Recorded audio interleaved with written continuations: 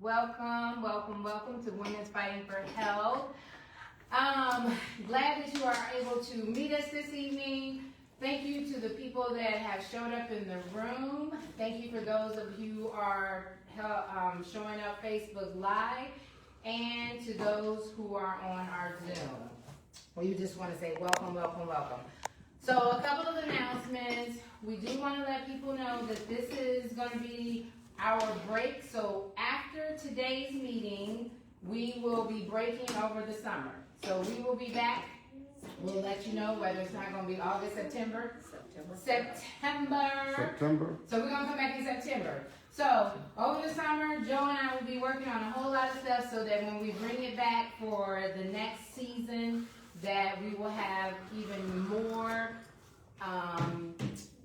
information that we will be sharing, and speakers and presenters, our physicians, our nursing sorority. So, and we do want to say thank you for everyone that has shown up and has been a presenter. We know we thanked you at the time of, but we just want to put that out there again and just say that without our partnerships with IWIN, Parkview, the nursing sorority, and all of our speakers, we would not have been able to provide such quality information in these presentations. So, I did not introduce myself, and I apologize. My name is Dr. Deborah Howard. I am not a physician, so my doctorate is in academics. So just wanted to clarify that. I am also a cancer survivor. And so if you are wondering why we created this platform, it was so that we can bring minorities and those who are underserved the information from our partners, and letting them know ways that they can deal with health concerns, health issues, and hopefully we have done a good job this summer or this season with providing people that shared information and resources that were helpful to you all. So we hope to continue to do that. Just some reminders that this meeting is every second Monday of the month. This will be our last one for this season, and then we'll start back up after the summer break, September. IWIN is Indiana Women in Need. I want to continue to remind people, if you currently have someone that you know, that you are connected to, that are not already receiving scholarship funds from IWIN, they are giving out $450 scholarship.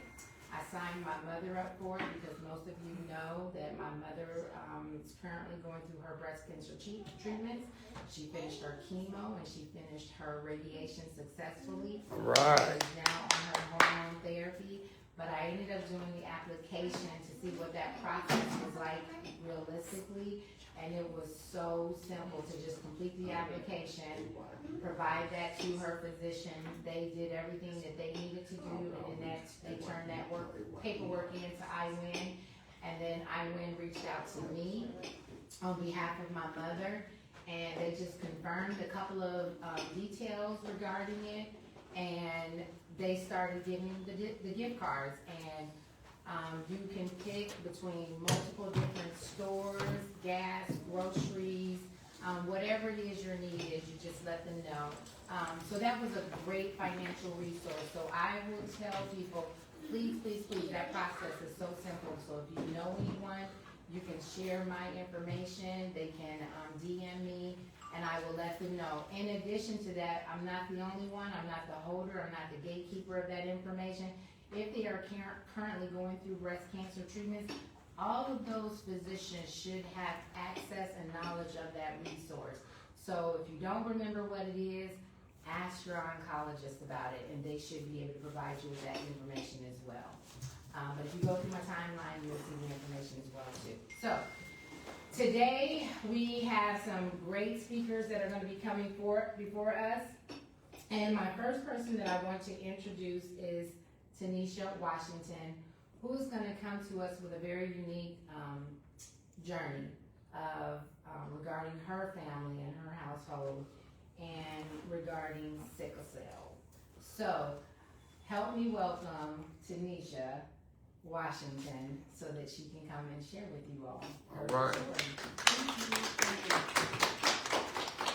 Thank you, Ms. Dr. Howard. Like Dr. Howard said, my name is Tanisha Washington.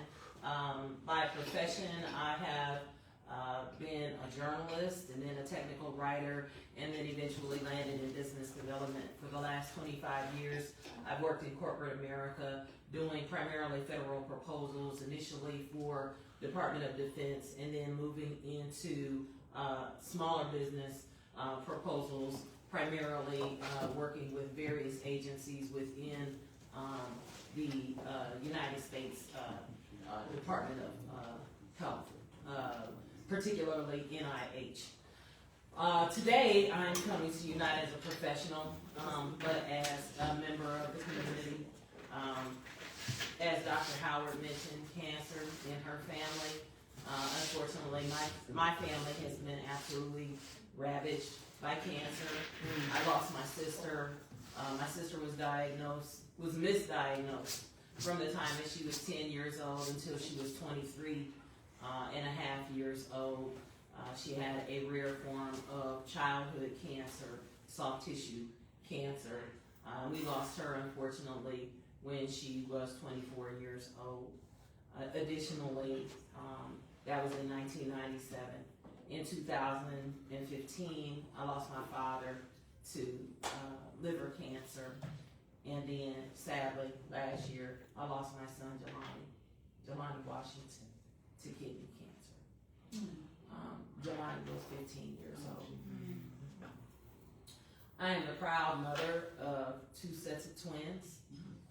I was diagnosed with infertility when I was about 22 years old, and I was told that it was unlikely that I would ever have any children. But spontaneously, at age 34, Jelani and my daughter Azaria, who's also in the room, came into my life, and I delivered them at 35 years old. You also see my younger twins, Everly and Eden, who are here with me. They are 4 years old. I delivered them at age 47 with the help of fertility treatment. But Jelani and Azaria were perfectly natural occurring twins, and they have been the loves of my life. The day before school started, my son started to complain about having some pain in his side. Initially, I thought that it was because he really didn't care for school, and he was just trying to not go back to school. It was the first day of high school, and I'm like, oh no, you're not missing this, buddy. But when he returned home that evening, he was very insistent that he was in a great deal of pain, and he said that he had blood in his urine. My mother, who was a nurse for 35 years at Parkview, various departments, including telemetry and rehab, said, go and pee in a cup and let's see how much blood you got in your urine. He came back downstairs with one of the red cups, and the blood was indistinguishable from the cup. And so we were alarmed. I initially thought that Jelani had consumed entirely too much protein powder because he was really excited about possibly making the basketball team, and so he wanted to bulk up. He was always a very slender kid, and so he had said, you know, Mom, I want to do protein drinks to get myself more muscular and more bulky. And so I thought, oh, he just drank too much of that stuff, and now he's got like, you know, a bladder infection, kidney infection, something like that. We were at the emergency room for so many hours that I called my mom to give her an update and say, we're still here, we still don't have any answers. And she said, really? They haven't updated his my chart? And I looked at my phone messages. I said, as a matter of fact, I did get a message saying that there was an update to his chart. I went to his chart and almost everything was red. His metabolic panel was red. His creatinine levels were off. All of his kidney function levels were off. Everything was showing red. I said, man, that protein powder must have really done a number on his system. She said, what about the radiology report? I say, yeah, that's back too. Mm-hmm. I was at the time in the restroom at the hospital at Lutheran. I opened up the radiology report, and if you could imagine letters on the page seem to jump off that page and become big as skyscrapers. Wow. It says something to the effect of 3 by 5 by 7 centimeter mass, highly suspicious of cancer. Wow. My life changed instantly. I stepped into the hallway, and because I had been gone so long, I didn't want Jelani to be alarmed. And I said, I gotta get back to him. When I stepped into the hallway, the attending physician in the ER was there, and she said, I gotta speak to you. And I said, I know. She said, how could you know? I said, well, you have a very effective MyChart system, so I'm aware of what's going on. And while I was in the bathroom, I put my big girl panties on, so tell me what we gotta do. And she said, I've already consulted with the pediatric team, and they have told me that they need to remove that kidney immediately. We'll prep it for surgery tomorrow if we can. They weren't able to get all the tests done, but he did end up having that kidney removed 2 days later. The surgery that was supposed to take just 45 minutes or 90 minutes, ended up taking over 3 hours. We were very alarmed at that time when Dr. Smith came into the waiting room to talk to us. He informed us that they had unfortunately also found tumors on his lymph nodes. So he had a complete lymphectomy, I think is the right terminology, a complete removal of all the lymph nodes on that side of his kidney. We were very hopeful that Jelani would be able to make a full recovery. They did not see, the scans did not reveal anything else in his system. But they had to send the tumor out for biopsy. They sent it out, and unfortunately, about 3 weeks later, I got a call from Jelani's oncologist that we had finally met. His name was Dr. O'Brien, and he informed me that Jelani had a very extremely rare form of kidney cancer called renal medullary carcinoma.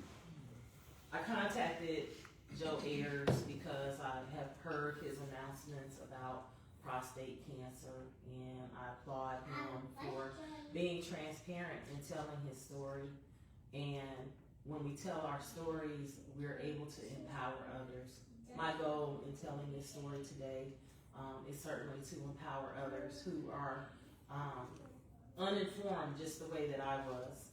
When Jelani was 3 weeks old, I was called by the Department of Health to be told that he carried sickle cell trait from his father's side of the family. At that time, I thought that it was, something I didn't really need to be worried about. They told me that most carriers of sickle cell trait only get tired sometimes, so they need some extra rest when they exercise, and that they need some water, extra water. They did not tell me that my son was at a heightened risk for a very rare form of cancer. Renal medullary carcinoma, I don't know if you could change the slide, but renal medullary carcinoma has, unfortunately, only about a 3 to 10% survival rate. It primarily afflicts young African American men who are physically fit the way that my son was. Jelani had begun participating in a double sport. He was at Harding High School. It used to be Harding High School, but he was at Harding participating in track and participating in basketball. I now know that physical activity put him at a heightened risk. Once we received Jelani's diagnosis, I immediately pivoted that same day. Probably within an hour, I was on the internet looking for any specialists, especially once someone tells you that your child only has, about a 3% survival rate. My position was that, damn it, my son's gonna be part of that 3%. I'm gonna do everything in my power to make that happen. I was successful in locating a specialist who specialist team at MD Anderson Cancer Clinic in Houston, Texas, that does treat renal medullary carcinoma, and did have a couple of survivors. So we were hopeful. I contacted them that same day, and they began consulting with the pediatric oncology team here in Fort Wayne, Indiana, to advise how to treat Jelani. Simultaneously, Jelani made the decision, and I know that I was part of an influence to that decision to also do fertility preservation. Anyone who's listening to this who's a young person, or the family of a young person, I would advise you if you're going to go through chemotherapy, seek the fertility preservation. Most insurances at this time, I believe, cover that because it is considered to be, a necessary treatment when you're losing your fertility due to chemotherapy basically being poison and destroying the viability of your eggs or the viability of your sperm. So Jelani did do fertility preservation, and again, we continued with the hope that Jelani would be able to overcome this disease. But renal medullary carcinoma is extremely brutal. Jelani went from a beautiful, vibrant young man to someone who had lost 40 pounds. He passed away the same day, on the 10-year anniversary of my father's death, on May 20th, 2025. Sorry. We who love him need his life to matter. Yeah. Jelani was a very giving and loving person. Jelani, when he was going through chemotherapy, it's an entirely different world that you're not aware really exists. You see the St. Jude stories, and you never envision your family being part of one of those stories. But once we were there, we saw many children, babies even, who were much younger than Jelani.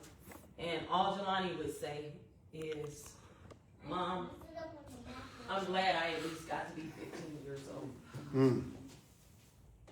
I feel bad for those little babies over there and for their suffering.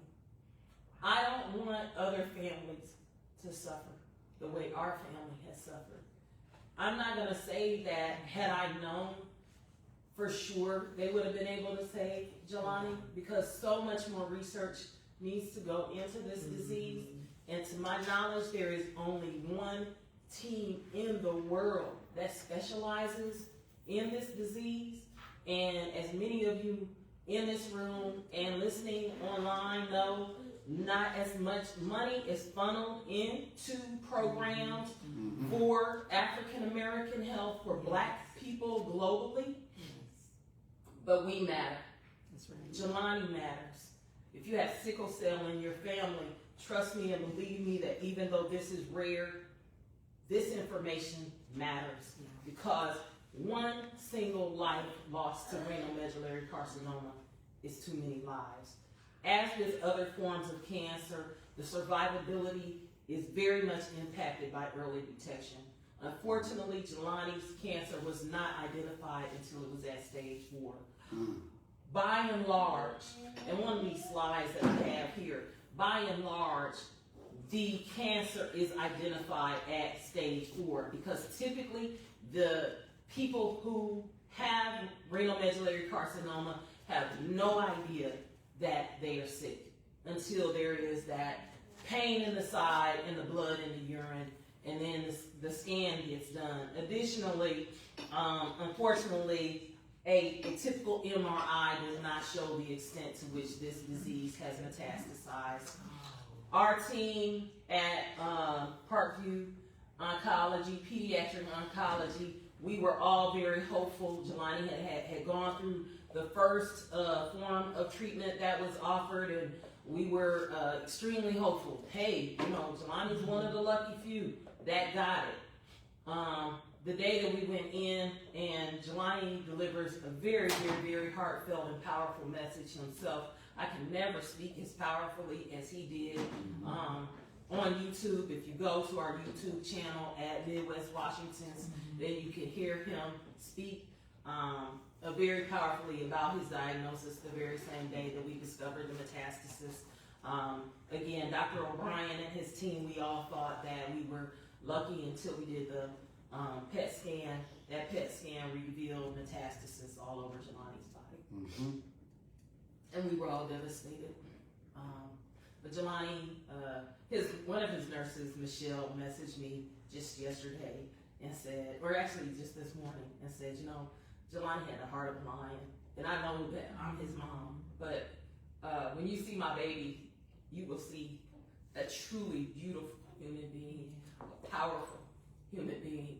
And again, as I said, his life will have meaning beyond his years.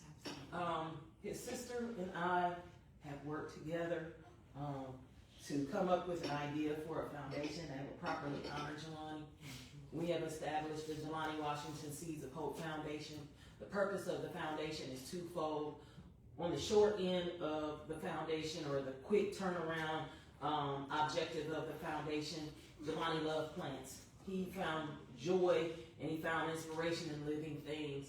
One of the final things that that gave him joy was a trip to Walmart and to Menards to purchase seeds. He said, Mom, I want to have the biggest garden I've ever had. From the time that he was 2 years old, he would love to plant gardens, because I have an uncle, Ephraim Smiley Jr. here in Fort Wayne, who is a hunger relief gardener who's given away thousands and thousands, hundreds of thousands of pounds of vegetables year after year for the last probably 20 or 30 years here in Fort Wayne, and he was Jelani's idol.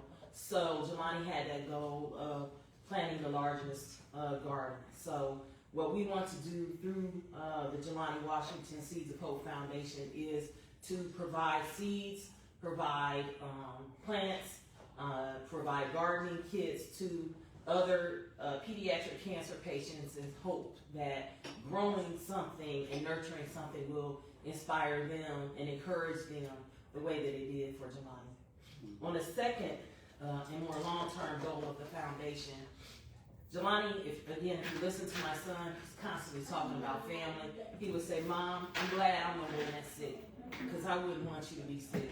I wouldn't want my sisters to be sick. I wouldn't want my grandparents to be sick. So I'm glad that this burden is on me.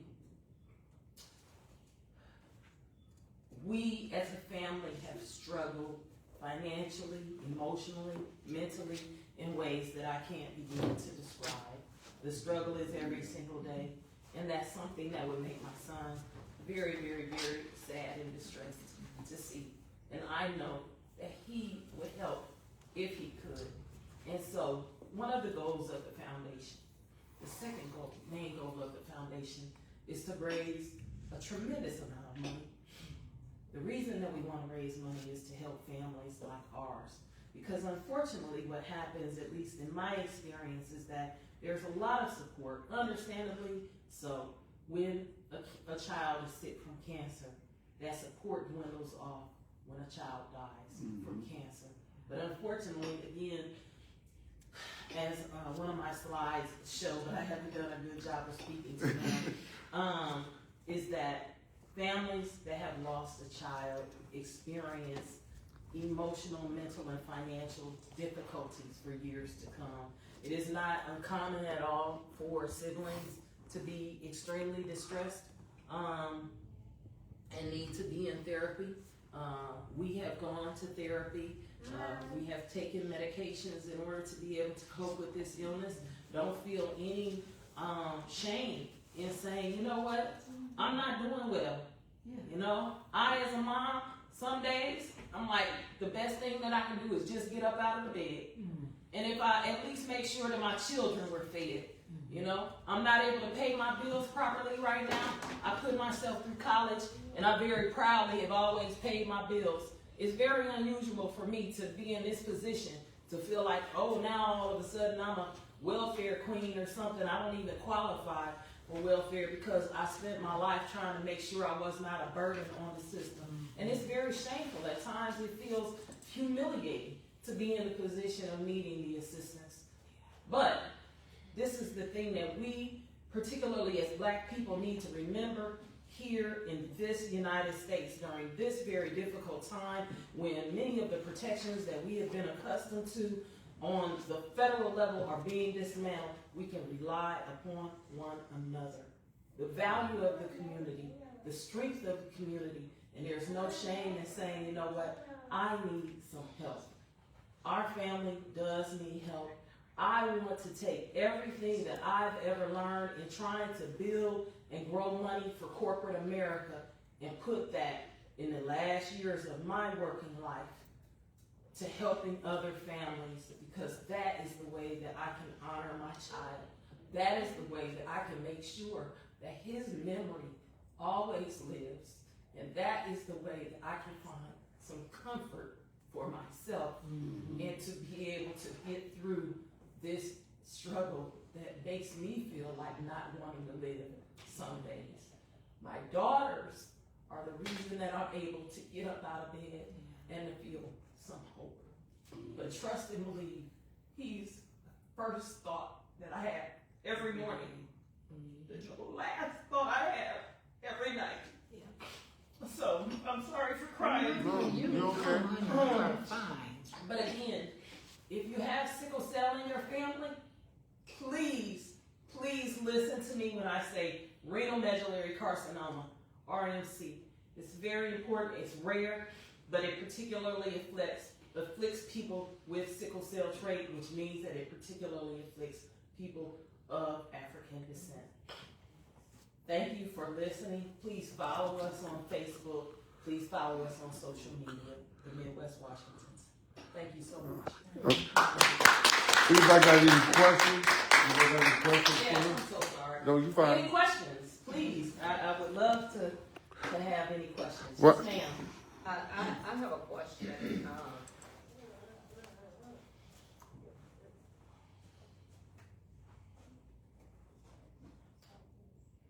I worked for Eli Lilly and we did studies on sickle cell and we stopped it.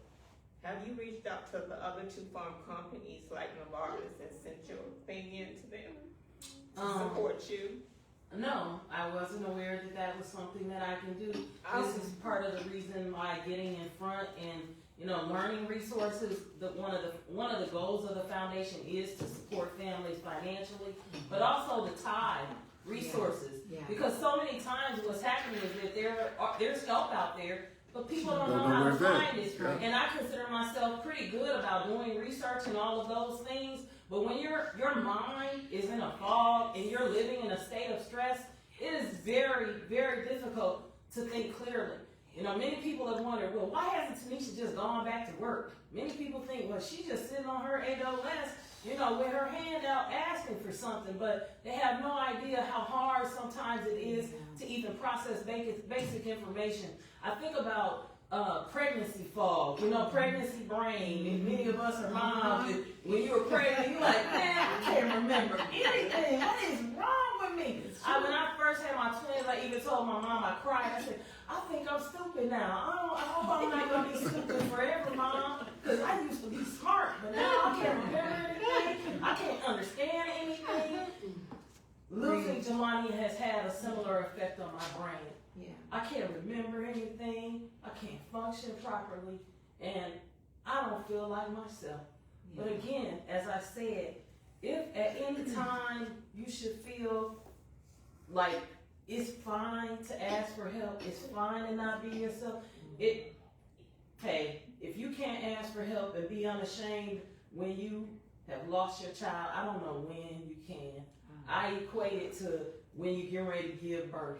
I said, you know what? You trying to get that baby out. You're like, I don't care who come in here and look at all my business. I ain't got no shame. All I want is that pain to stop. I don't have any shame right now. I stand before you unashamed that we are in need, that me and my daughters are going through emotional, mental, financial, every level of difficulty. Because you know what? I love my son with all my heart. And I still do, and I always will. So that level of love causes this level of this stress, this level of loss, this level of collapse. and I'm at the bottom, but me and my girls, we're not gonna stay at the bottom. I'll say one other thing, again, siblings, even these little girls, my daughters are only 4 years old, but many times they'll say, where is Brubba? Or Brubba is in heaven, or Brubba didn't want to die. So when you talk about mental health, you talk about the mental health of the entire family. I can even get very frustrated with them and say, oh, they're misbehaving, but even small people are going through their own challenges, and we have to have a lot of grace. Ma'am, you said the pharmaceutical companies. Which 2 pharmaceutical companies did you just mention? Well, I know Novartis, they've been the forefront in doing studies and also providing medication for sickle cell. And they do support even this community, the Sickle Cell Foundation here and stuff. I would definitely go on their site and I would submit this to them, and I will guarantee you they will reach out to you. Okay. They will reach out to you. Also, if I look at Michael Stringhat on Good Morning America, his daughter. Yeah. Reach out to him and his foundation. Yeah. Just go to ABC and email him and send your information. He will respond. Really? Okay. Yes. Yeah, one of the they things will. I've tried to do is to get a team together because again, I'm usually pretty efficient. I find myself being both inefficient and ineffective because I wake up each day and I'm like, oh my gosh, I got this and this and this and this and this problem. And sometimes you can have, what do they call it, paralysis by analysis. I get too much in my own head and need to figure out, oh, I gotta get the girls fed, I gotta get them to daycare, I gotta do this and that, and things become overwhelming. Even Mr. Ayers, I lied to him this weekend. I said, I'm gonna get that post up. And then I felt bad today. I'm like, man, I didn't get that post up. And so You fine. you have to give yourself some grace. Yeah. Give yourself some grace when your heart is hurting and your mind is just broken the way the mind is right now. Any other questions? Yeah, I got a question. Yes, sir. Go ahead. You go ahead. Okay. When we first started talking, you was telling me that Jelani was an athlete, and that might have progressed the cancer, or not knowing. Yes. Cause my brother coached him too. Right. Yeah, and so Yes. could that be some of the issues that when these kids are taking these physicals at school, they just do the normal physicals and not really getting in depth, because if they don't know what to look for. I think that certainly some type of protocol needs to be put in place for how you assess a child who has sickle cell to determine that it's safe for them to participate in sports. If you look up Dr. Pablos Masal and RMC and aerobic activity, then you will find that he and his team have released a study that says that there is definitely a correlation between the onset of this disease and aerobic activity, getting the heart rate up. It is completely counterintuitive to think that your child could be at risk from exercising. Right. Everybody says, get those kids out there and get them working, get their heart rates up, get them off the couch and everything. I wish my child had been a couch potato. Yeah. Being a couch potato probably would have been safer for Jelani. It is rare for someone so young to pass away. Usually RMC is diagnosed in the 20s and 30s, certainly not at 14 years old. But Jelani was always really busy. If y'all go to my personal Facebook page, you will see years and years and years of stories of me talking about how busy this little boy was and the things that he would do. I just, again, had no idea that that level of activity could put him at a heightened risk for this disease. Yeah, before you leave, get that information from Miss Dorothy. Yes. Before you leave. One other question. And I would like for you to announce again the YouTube channel so that everybody would know and can look that up, and then his foundation one more time. Yes, so And anybody who would like to reach out to help our family, like I said, I can't keep my brains together. So certainly, you know, if you're able to figure out how to help connect us with these resources, we appreciate that. But if you'll please go to our YouTube channel at Midwest Washington's. You have to put that @ sign in there. I understand, otherwise it doesn't come up properly. You can also follow us on Instagram, TikTok, and Facebook at the Midwest Washingtons. As far as the foundation is a fully established legal entity, a 501c3 approved by the IRS. It is the Jelani Washington Seeds of Hope Foundation. If you go to that last page, then it shows the links. Yeah, right there. It shows the links to jwseedsofhope.org. And then at Midwest Washington's right there at the top on, like I said, Facebook, TikTok, YouTube, Instagram. We are increasingly active on social media as I'm able to get myself together and develop content and share the way that I'm sharing here today. Thank you to everybody that's in this room that took the time to listen. Thank you to everybody that's online, and certainly thank you to our hosts for having me today. I hope that we can spread the word about this horrible disease and hopefully save some lives. Thank you so much. Well, we definitely want to have you back when they have sickle cell month, that's for sure. Yes. Thank you. All right, everybody, you guys did so good. All right. They did a wonderful job.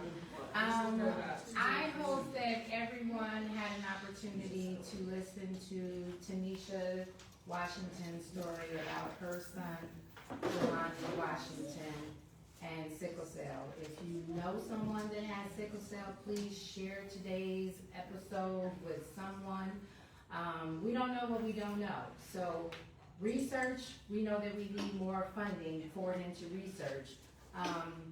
It makes me sad, it makes my heart very heavy, knowing that we lost a young, vibrant young man to this disease. We are going to move forward with our nurses who will be coming to present today. And I gotta pull up the PowerPoint presentation, so while I'm doing that, I'm gonna have Joe Ayers come up and make his announcement for Wednesday. Okay. All right. All right, hello everybody. Okay, my name is Joe Ayers. We also do a men's health meeting every second Wednesday here at the Impact Center. It starts at 5:30 to 7 o'clock. And one of the things that we do at the men's health meeting, like we do here, is to make sure that we get the proper information. We have Dr. Coates coming out, we got the nurses coming back, but the main thing is to make sure that we get the information out for men dealing with prostate cancer and other health issues. You know, one of the things that me and Dr. Deborah Howard have really strived on is making sure that we share this information, be as honest as possible, be transparent.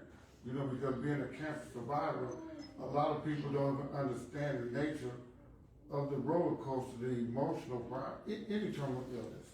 You know, it don't necessarily have to be cancer. You know, people dealing with diabetes, kidney failure. You know, it's a lot of health issues, especially this generation that's coming through now. Because when we was in our 30s and 20s, we weren't thinking about these certain diseases because we too busy partying, we trying to get our groove on.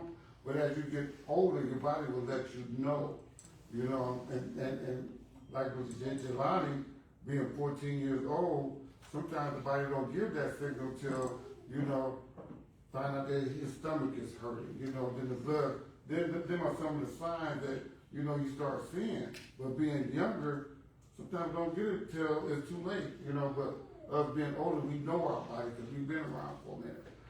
And that's what we just try to express that. Go to the doctor, make sure you get the right tests, make sure you communicate with your doctor properly, make sure you communicate with your family. You know, especially if you get diagnosed with a certain illness, you know, it could be the cold. Like now they're talking about this new virus out. You know, they don't know nothing about this new virus. You know, so many things going on. This is mental health month. And, you know, mental health is really, really on the rise right now, you know. And not only with African Americans, but all races, you know. There's so much disturbance going on with the human beings, with their mind, you know. I'm not a doctor, I'm not a psychiatrist, but I know when you're dealing with certain illness, especially cancer, I mean, you have some mental issues, and you have to learn how to deal with those issues and recognize the sign, because you can really get caught up in it, you know, especially the mental part. You know, 'cause the first thing people think with cancer, I'm gonna die, or, you know, I get a stomach ache, or I get a headache, and you start going on this roller coaster ride until you take your blood to the doctor to find out what's going on. And then once you find out what's going on, you know, I'm talking a little bit more about that coming up at the men's health meeting. I want to take over the women, but one thing I do say about women, what I admire so much, is how y'all come together with health issues, you know, with breast cancer, cervical cancer, raising your kids. You know, y'all come together. Men, we still got a long way to go, but we are trying to do better. But I just admire how women share what they're going through and be able to help other women get through what they're going through. Men, we kind of got a wall up a little bit because of pride, you know, and I just tell men, you know, you have to let that wall down, because, you know, I had a conversation with somebody the other day. I think it's kind of jealous, you know, I mean, it's kind of selfish to not go to the doctor and get yourself checked out. You know you got issues, not to do follow-ups, not to ask the right questions, you know, because you got family members, you got kids, you got people that love you, and, you know, people like, I ain't going to the doctor, I just go to the CVS or Walgreens. I mean, you know, actors don't take care of everything. You know, the more remedies, is so much different now with the food that we eat, even with water, you know. I mean, things have just changed so much, and the body, certain things the body just don't accept anymore like it used to back in the day. You know, we have to, now, with this generation now, everybody eating berries and strawberries and bananas and all that stuff like that, you know, watermelon seeds, you know. I mean, people are really trying to eat healthier, you know, and when it's, I'm gonna say as older people, sometimes it's kind of hard to get off that soul food kick. You know, we still want to do greens, you know, which is greens is good for you, you know, but the pork chops and all that stuff like that, you know, food is different now, so you have to be careful how you eat. Whenever, Dr. Gabriel, whenever you're ready? Okay, you ready? Okay, I was just talking. I see the screen up, but I'm just talking. Okay, all right, now, so now I would like to introduce to you Miss Doyle. Yes. All right.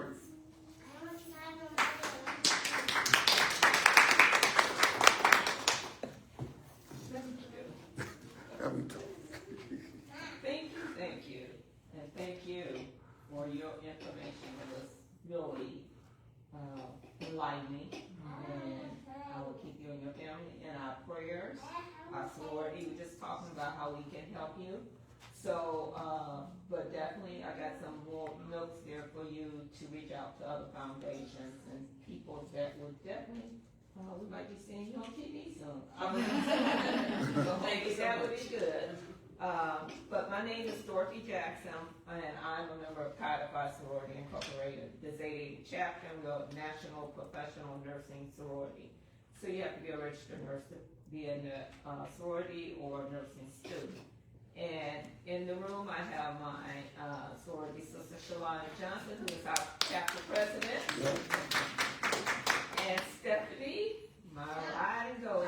That's your ride and die. Yeah. So I'm going to talk about stroke, you know, stroke awareness, and it's Stroke Awareness Month.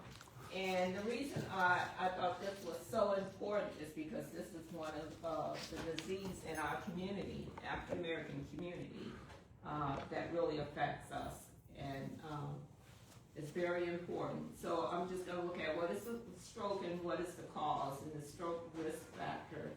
And stroke risk factors in Black America: diagnosis and treatment, symptom, prognosis, and the impact of stroke in Black America. So when we look at what a stroke is and the causes, and there's two types: ischemic stroke which 87% of African American have this type of stroke. It happens when the blood vessel becomes narrow or blocked to your brain, and it is also the most common type of stroke. And this is caused by hardening of the artery, atherosclerosis, atrial fibrillation. We had a discussion about that, the heart disease back here, especially when you have sleep apnea. Clotting disorders, heart defect, atrial sepsis is a common one, and microvascular ischemic disease. And so hemorrhagic stroke happens when the blood vessel bursts or breaks or tear, and this is caused by high blood pressure that's not under control. Over treatment with blood thinners, and that bulge and the weakness in the blood vessel wall, known as an aneurysm, a brain tumor, head trauma from an accident, and the protein deposit in blood vessel walls that lead to weakening of the vessel walls, and ischemic strokes that lead to brain hemorrhage. And I want to say, when we go smoking is one of the biggest causes because it clots that artery in the brain, especially the carotid arteries that feeds you everything to your brain. It blocks that, so that will cause a lot of strokes. Next one. Can I ask about that over treatment with blood thinners? Is that like when people take aspirin on their own, or that it starts with an L, that blood thinner? L is very, that's an expensive drug. My mother was on that one. Yes. And any blood thinner, you have to take as directed by your physician based on your labs and what disease you're being treated for. And you shouldn't take aspirin unless directed by your physician, or you're going on a long trip where you're going to be sitting for hours, especially if you take a long flight like overseas or something like that. But you really should not take an aspirin. My mom was mixing the two at one point. If you got a headache, you should be taking Tylenol, not ibuprofen, because that's not good for you either if you got other issues. I got a question right quick. With sleep apnea, I have sleep apnea. What is atrial fibrillation? Yeah, what is that? It's arrhythmia of the heart. It could be like when your heart is just quick. Like a heart murmur? Not a normal beat. We all have PVCs when your heart goes sometimes, but when your heart is doing that all the time, or tachycardia, things especially like that. if you sleep. Yeah. Okay. Because you're gonna miss a beat there. Okay. With that apnea. Okay. No, because sleep apnea. I got to do a sleep study in a couple of weeks because I got to inspire. But that sleep apnea, when you stop breathing, you know what I'm saying? And your heart and your blood is not formed properly. People don't understand that. Yeah. I have a question. Okay. I have a sister, about a week ago, or maybe around 2 weeks ago, she had 3 strokes. What? We didn't know she had the 3 strokes. Her birthday was February the 16th. On February the 17th, I went to go get her. She drinks a lot. So I just thought maybe, I said something done happened to her. She done walked around in that bar, I'm thinking somebody done did something to her or whatever. Because she was walking like this with her hand like this. She was sluggish and she wasn't speaking, she was walking real stiff. Excuse me. So that went on by like a week later. After that, she had her hand was swollen up real big. She didn't know what it was. She went to the doctor, and the doctor immediately took her to the hospital. The doctor said she had 3 strokes. She had many strokes. And she didn't even know that she had those strokes, and they got her on Eliquis right now. But, you just don't know. You walk around here and you have strokes, and you don't even know that you had a stroke. I knew something had happened to her the day after her birthday, but I thought it was pertaining to her drinking or somebody done did something to her. But all along it was a stroke. It was a And stroke. she had 2 more after that. Yes. Ooh, that's scary. Yeah. I'm glad they figure out what's a stroke Yeah. instead of having the large one that comes. Mm-hmm. Yeah. Thank Yeah. God. And since ischemic, I'm just gonna look at ischemic stroke since this is the most common one and also the most common one in Black America. And so as you look, you can see here where the clot is large here, right here in the artery, and then this is when they break off and travel up to the brain. And this is your normal carotid artery. And that's what I was saying, your carotid artery on both sides, that feeds, nutrition and oxygen to your brain. And that's the danger of the clot. And most of the clot comes from the heart. We don't realize that. So, and like I say, another thing that causes this, when I worked in the cath lab, we would get young people in there as young as 30, and go ahead, put a stent in and debride that. And they'll come back in 5 months later, and I'll be like, what are you doing back here? Because they started back smoking. Now once nicotine start clogging your artery, it's gonna get worse as you go back to it, because you're cleaning it out, and your artery is not gonna be the normal size as the original, as initial, because you're just doing a stent to keep it open, and catch stuff. But it would be so amazing. But they're in their 30s, they don't think, they think they can still live forever, and I'd be like, one time I just told one of them, what are you doing back here? You're not taking your blood thinner like you should be, because I know we put you on platelets for a year. So what are you doing back here? But that's one of the things I want to say about that. Next slide. And then the TIAs attack, the mini strokes. And this is what, it's a temporary period of symptoms similar to those of a stroke, but it's not. And it doesn't cause permanent damage. It only caused by a decrease in blood supply to that part of the brain. And this can last as long as 5 minutes. And like I say, there are many strokes, and it occurs when blood clot fat deposit reduce or block blood flow to the nervous system. And seek emergency care. And I got a lot of this in these slides, and because it's not possible to tell whether it's a TIA or a stroke. And if you've had this, it means that you may have partial block or narrowing artery leading to the brain, and you have an increased risk of having a stroke later, which is the big stroke. Next slide. And then I hope you can see this. So here's the stroke risk factor, and I start on the right side. Lifestyle risk factors being obese or overweight, physical inactive, heavy or binge drinking, use of illegal drugs such as cocaine and methamphetamine. And then your medical risk is high blood pressure, cigarette smoking or secondhand smoke exposure, high cholesterol, diabetes, sleep apnea, and heart disease, personal or family history of stroke, heart attack, or transitive TIAs. And COVID. Researchers show that COVID, if you've had COVID, you have an increased risk of stroke also.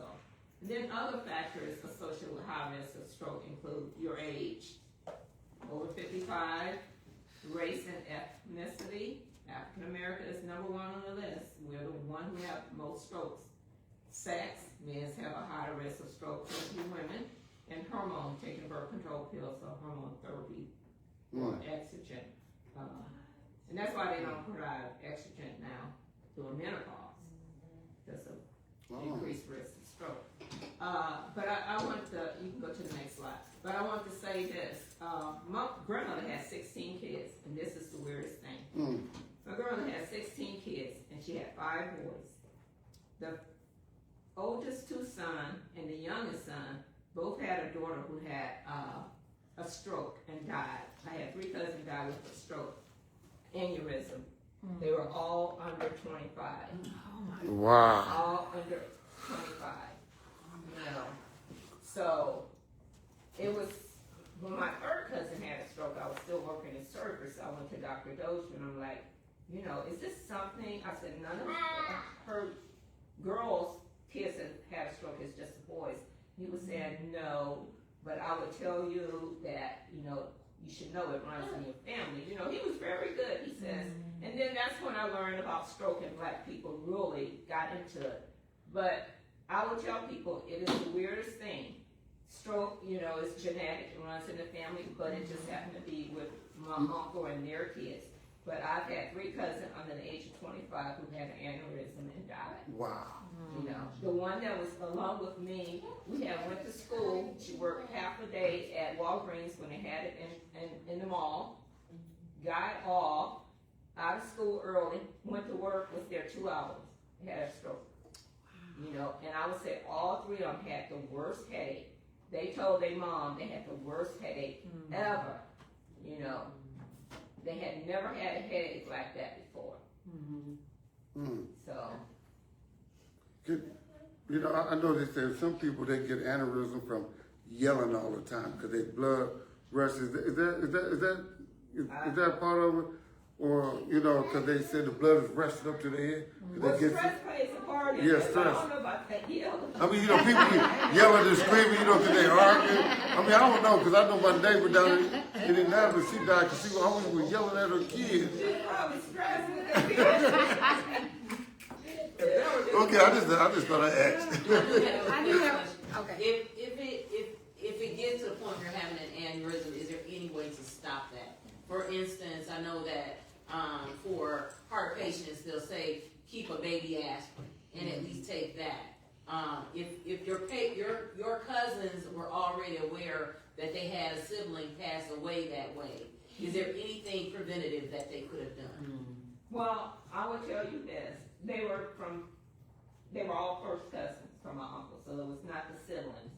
But if you're having an aneurysm or you have this bad headache like they had, if they had gone into the emergency room, and Parkview is top northeast for stroke. I mean, when you come in there and they think you're having a stroke or anything, it's rapid. And they can go in and do a what is it, ITP or something where you're bleeding. So they can do that. The neurosurgeon can go in and do that. Okay. Because you have to stop the bleed. Gotcha. Okay. So they can do that. What is it called, Stephanie? When they put the intracranial thing in.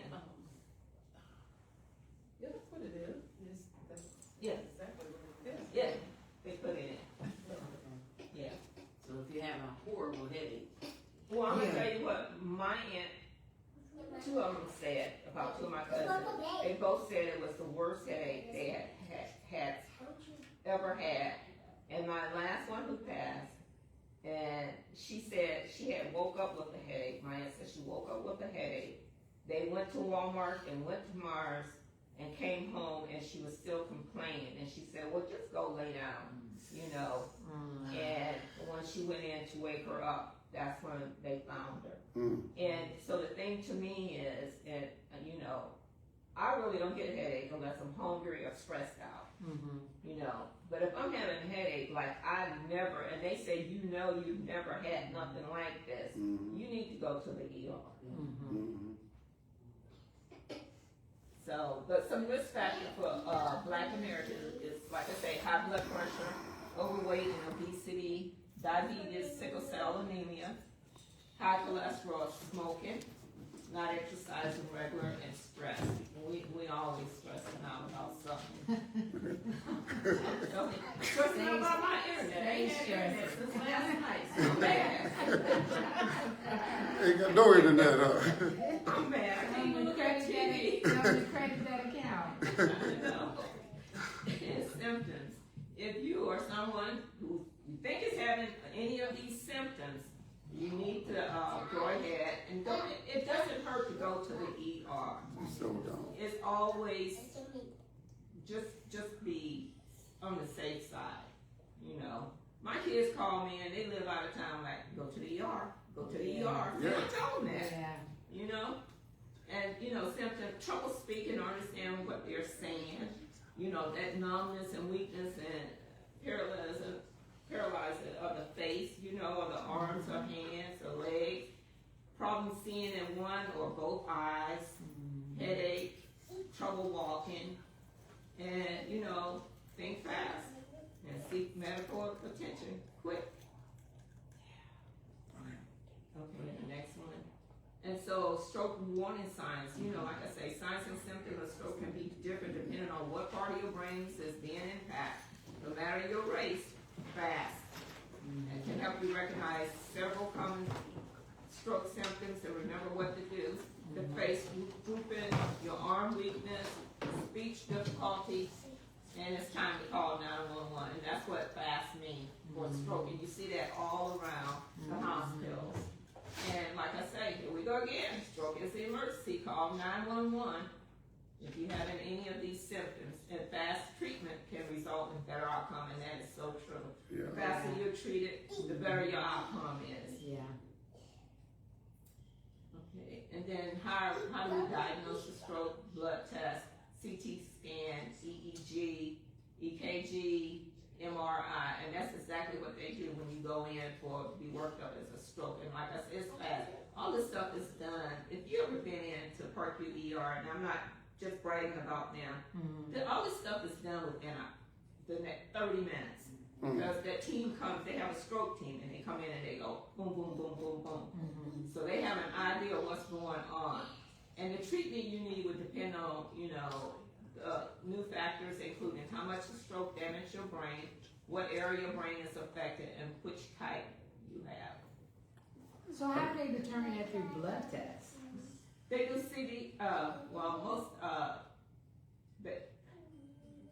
how do I want to say this?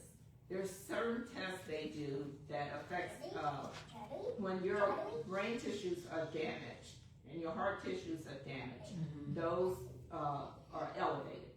Okay. Those are elevated. Okay.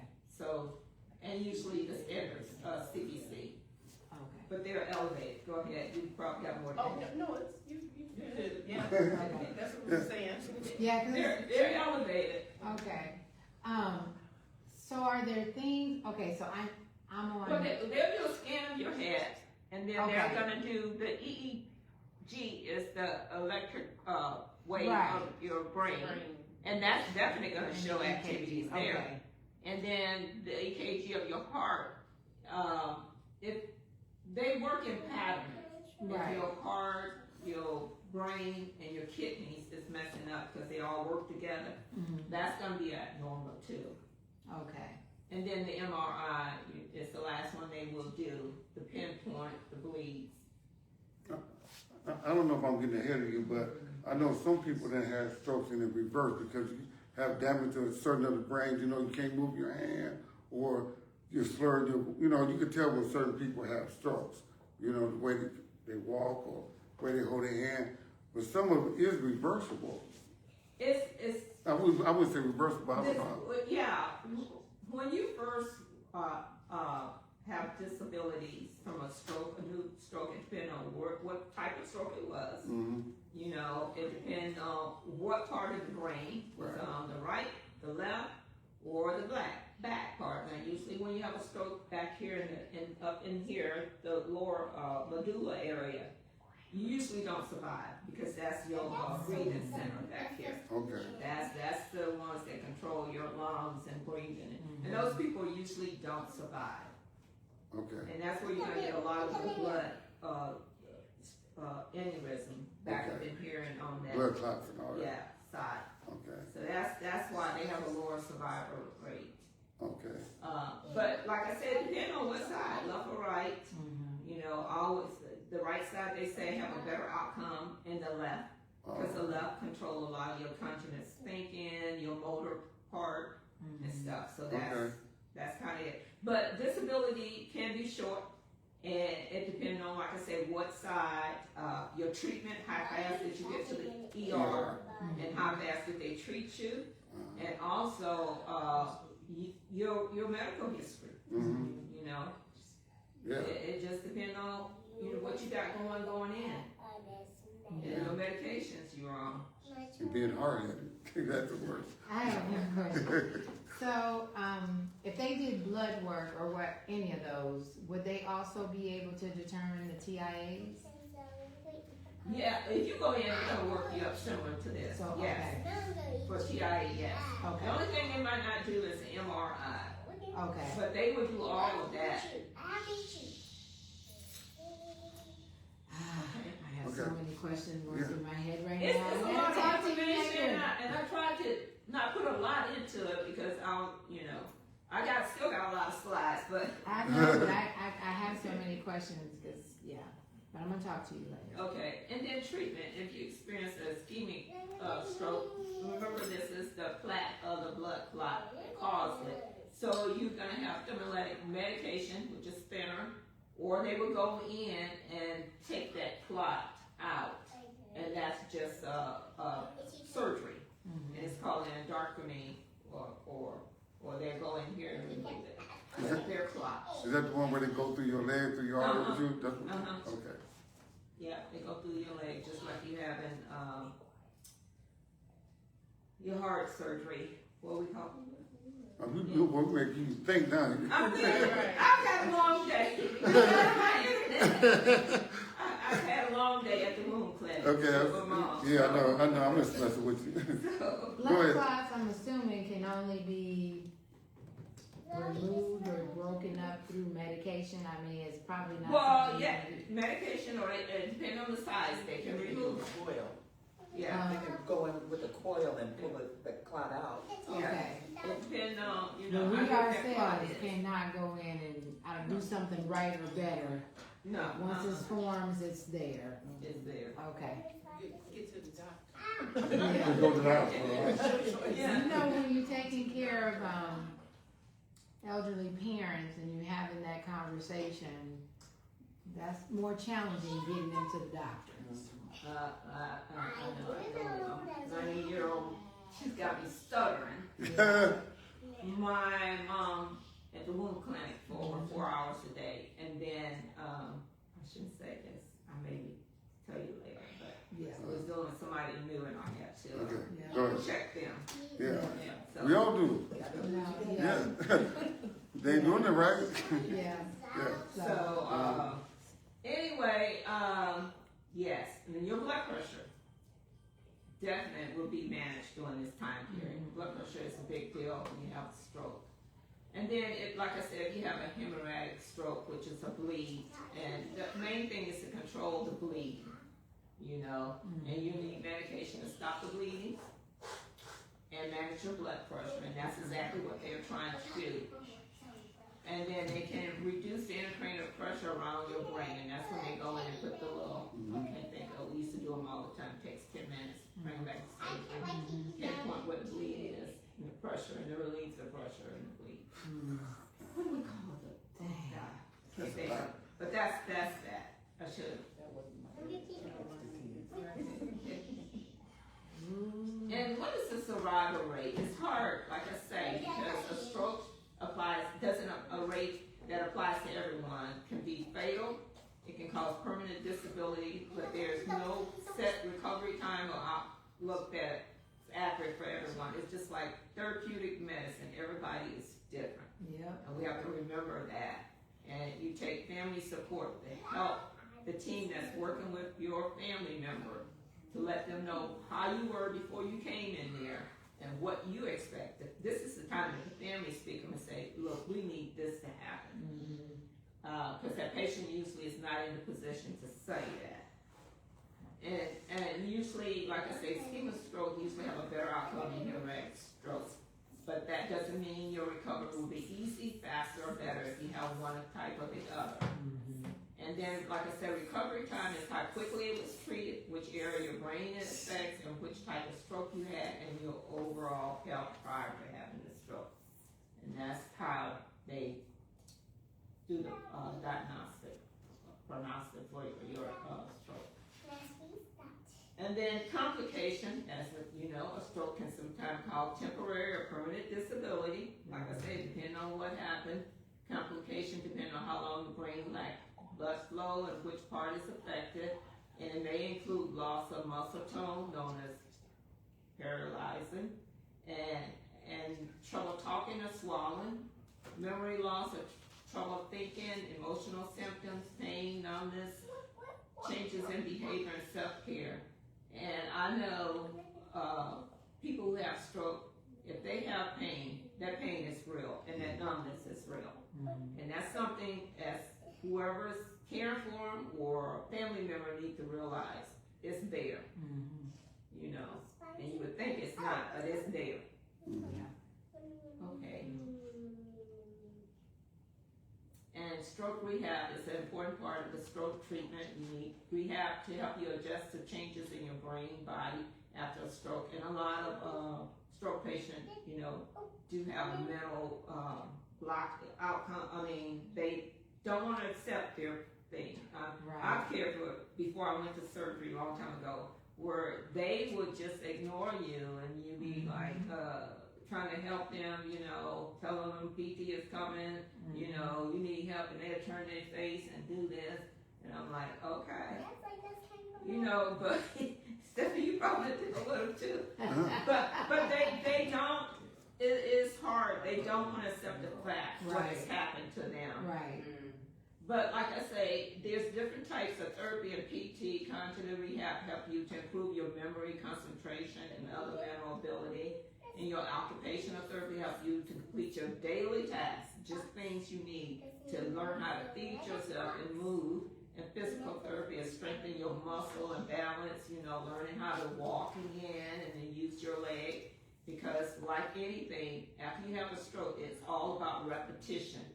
Building that muscle, improving your brain thought, just repetition, so you can get back to your normal. And speech therapy is also included in all these. So do they offer some type of Yes, cognitive if you- rehab? Oh yeah, this is part of your care plan. When you go in, Well, they didn't suggest or recommend none of that for my mom.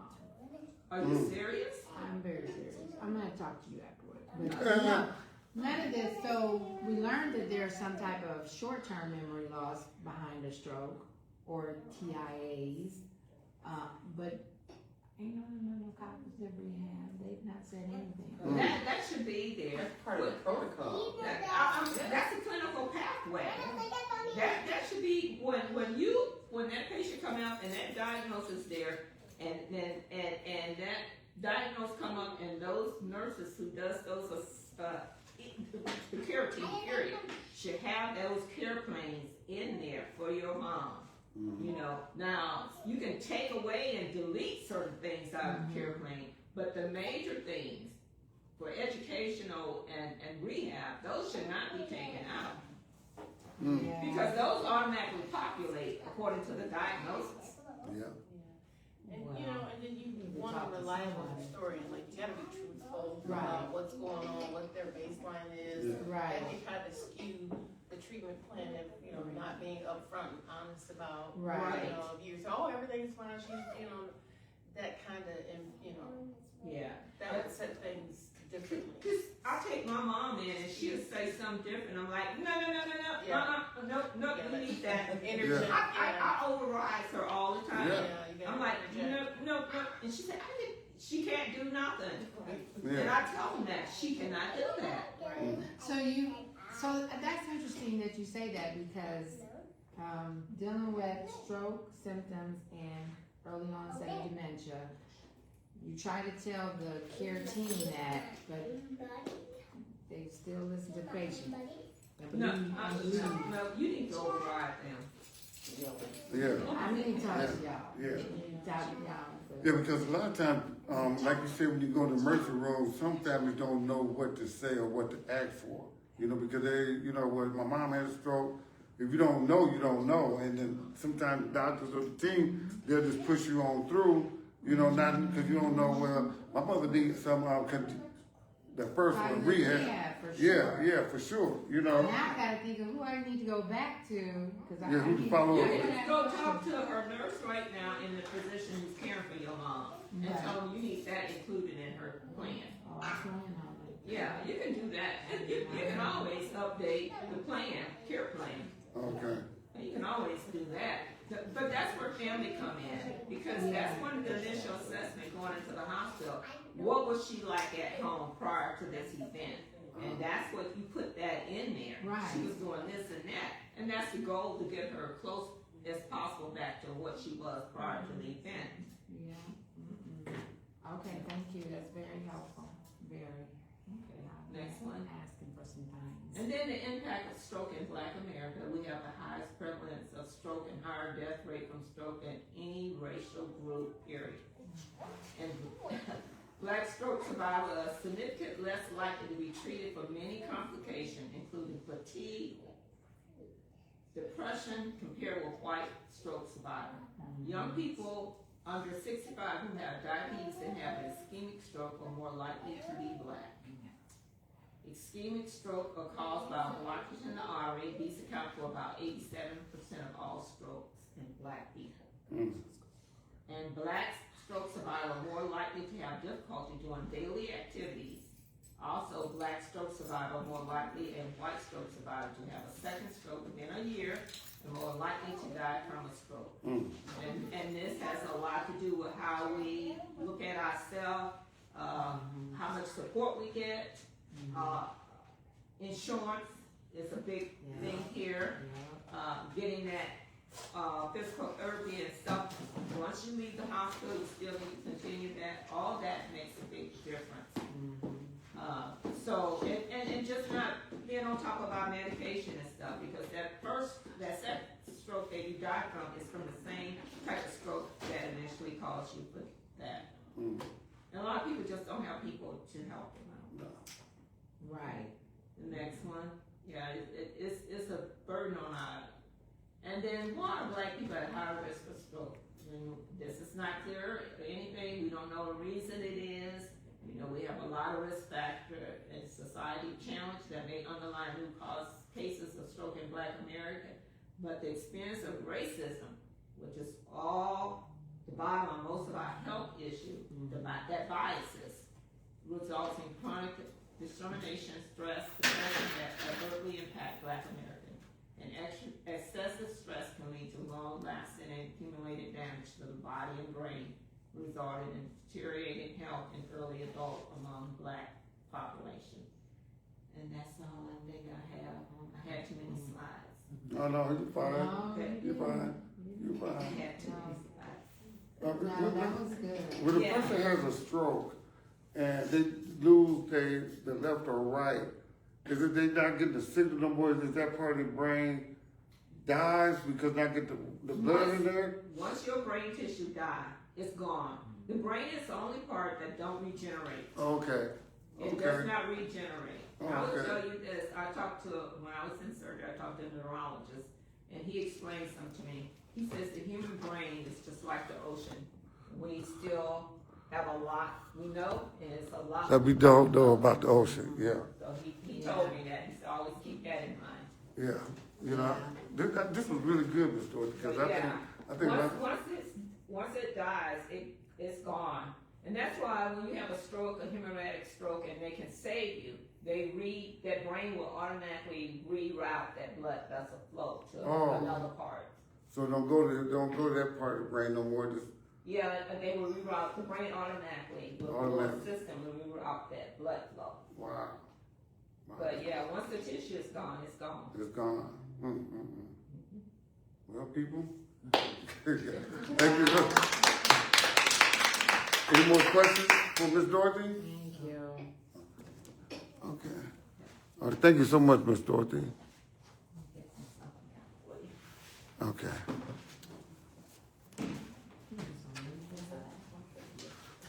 I'm gonna leave that up there, but again, I just wanna thank you all for joining us this evening.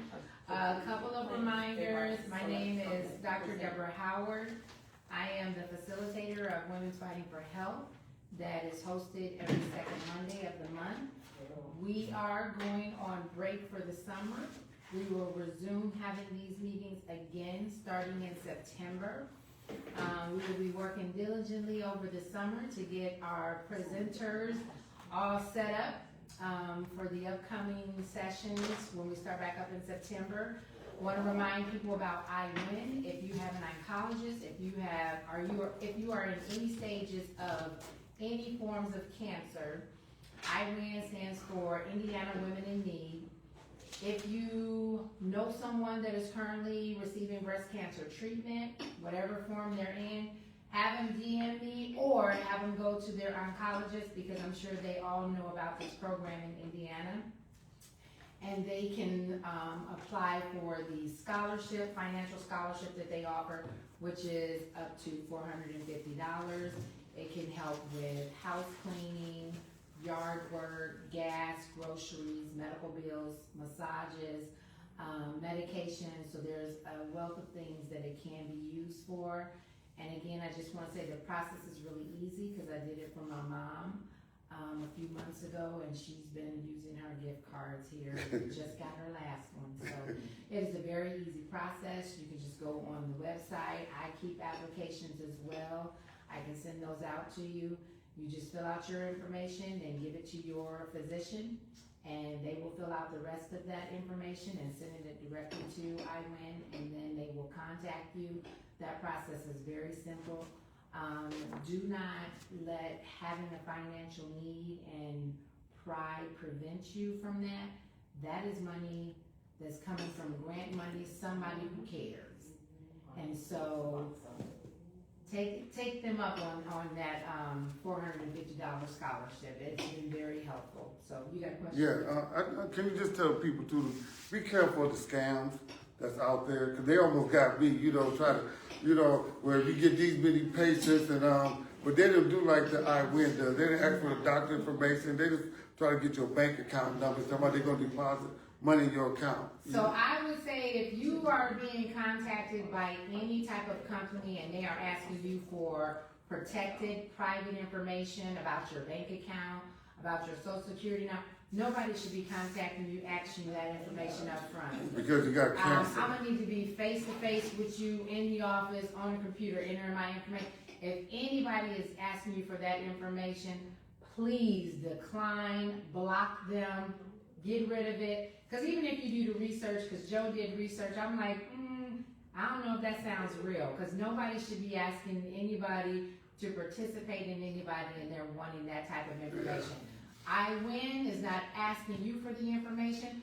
Your oncologist is going to give that information, and they're going to send that information directly to IWIN, and then they will give you the scholarship funds. So if you have someone reaching out to you, asking you for your bank account information, do not share it. Please do not share it. Yeah, please. Protect your information. People are vulnerable when they're going through things, and so there are people in the world that like to take advantage. So please protect your information and your privacy as well too. So you don't have to share everything with everybody. Yeah. Anyways, once again, I just want to thank everybody who participated from August of last year, and through May of this year. We are very thankful for all of the people who showed up, Parkview, IWIN, and all the nursing sororities, our main people. They are the old faithfuls. They have been here every single month. And so I just want to thank everybody who has played a part in this. Parkview, it's just been really awesome. The news has come out and interviewed several people. It's just been awesome to receive the support. So we will hope to continue all of this starting in September. All right. Thank you. Bye. Thank you.